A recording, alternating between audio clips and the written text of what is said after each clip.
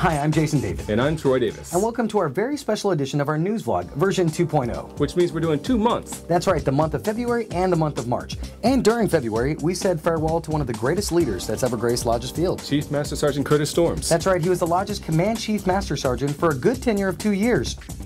And we really like him. Can we say like or liked?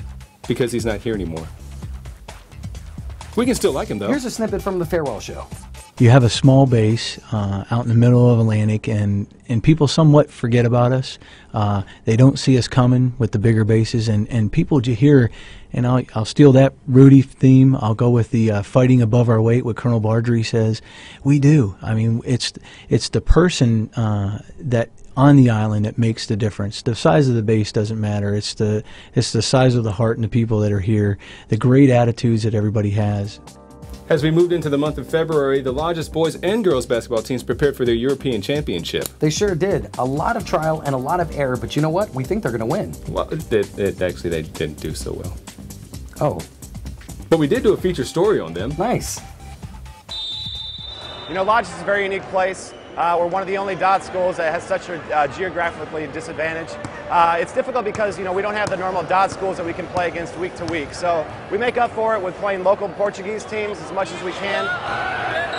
But scheduling games against them can be rather difficult sometimes. So we're glad to have the support of the base. You know, we're able to play American teams from different squadrons. And today's a perfect example of our partnership that we have between our school and community. Our wing leadership has stepped up, offered to play us, and we're looking forward to a great game. In late February, we got some very special guests, courtesy of Hasbro. What? Huh? That's right. Really? The Transformers came to Lajes. As you can see, we had a fantastic time with both of the Transformers in the studio. I never learned a saw few them tips. in the studio. They were here. You're in the picture. But look, there you are. Huh? See? There you are. Oh, okay. Yeah. The Transformer visit was a hit. Outdoor Rec had hundreds of kids that were able to stop by. Plus, we were able to pick up a gift, courtesy of Optimus Prime. I got the power! If you don't know, this is the Allspark. I got the power! It's ours. Yeah. Not yours. On a more serious note, as the month of February came to a close, we sent out Airman First Class Rebecca Stout to mainland Portugal. She went there to cover the Finney flight of one of Spangdalem's fighter squadrons. Let's take a look. Every year, the Portuguese Army, Navy, and Air Force, as well as forces from other NATO allied nations, get together for an exercise that provides scenarios like combat search and rescue and air support for ground troops.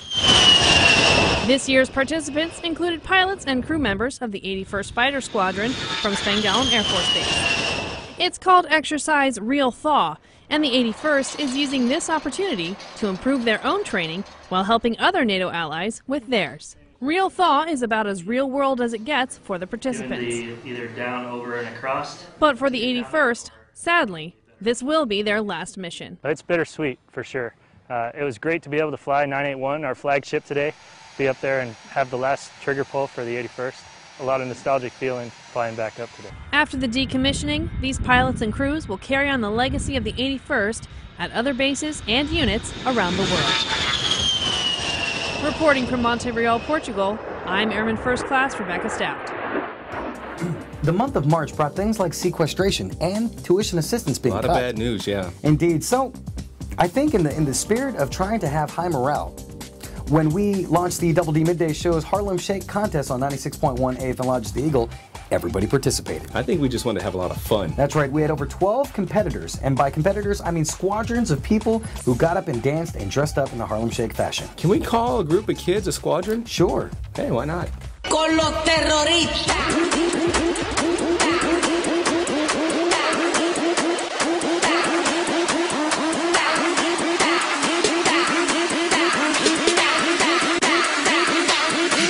Harlem Shake.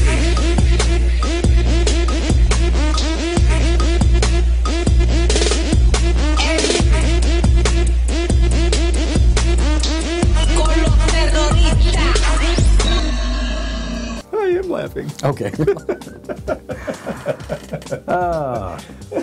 Harlem Shake, hosted by 96.1 AFN Lajes The Eagle.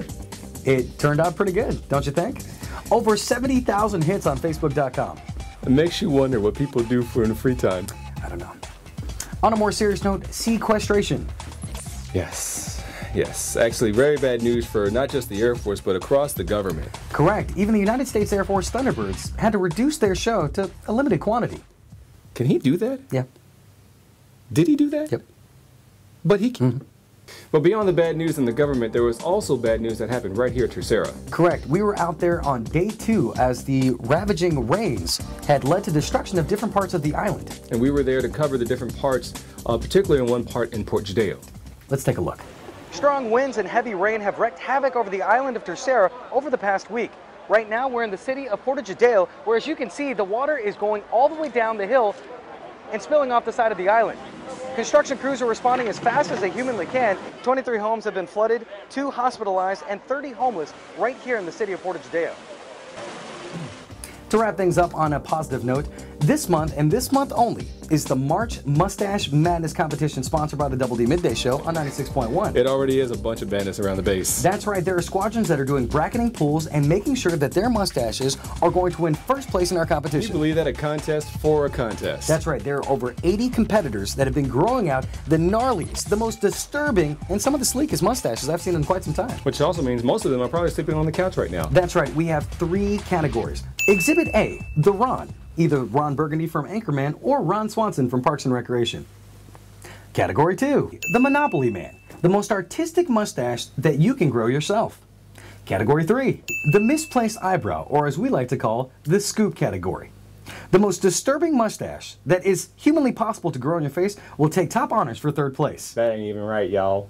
And last but not least, we're launching our pilot program of U-Scoop. That's right. Basically, it allows you to tell the story where it's happening. That's right. If you've got a smartphone, you've got a tablet, you've got a small video recording device on any sort. We're talking small camera, we're talking cell phone, we're talking laptop, and people even use iPads to record things at concerts. If you'd like to post any of your footage or video of any event that goes on base or anything that's happening off base, please upload it to our Facebook page through the U-Scoop function. You can tell the stories that happen around the island. That's right, and it'll be featured right here on the news vlog. I'm Jason David. And I'm Troy Davis. And thanks for watching.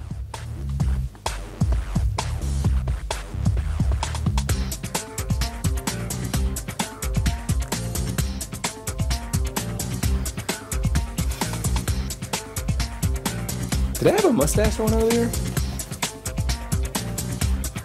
Yeah. Oh. Okay.